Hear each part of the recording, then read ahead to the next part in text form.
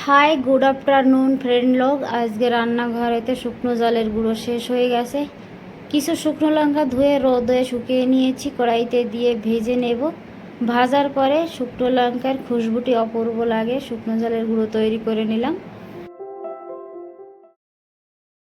সঙ্গে আজকে রেসিপিতে রয়েছে কাতলা মাছের পেটের পিঠের মাছ দিয়ে ঝোল তৈরি। মাছগুলোতে হলুদ লবণ লাগিয়ে নিয়েছি।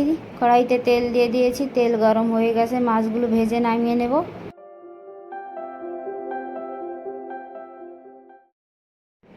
মাছের সঙ্গে নিয়ে নিয়েছি রসুন, জিরা, কাঁচা লঙ্কা বাটা। তেলের উপরে 3টা শুকনো লঙ্কা হাত দিয়ে ছিঁড়ে দিয়েছি, গোটা জিরা, তেজপাতা, রসুন বাটা, আদা, জিরা বাটা একটু চালিয়ে দিলাম।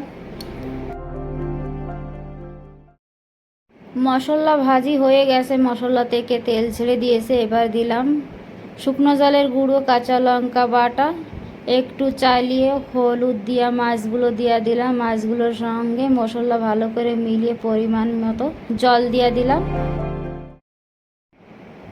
মাছের ঝোলে উবাল এসে গেছে, মাছগুলো ঢেকে দিয়েছিলাম, ঢাকনা সরিয়ে নিলাম। গরম মশলার গুঁড়ো উপরে ছড়িয়ে দিলাম। রেসিপি তৈরি হয়ে গেছে। ভাতের সঙ্গে খাওয়ার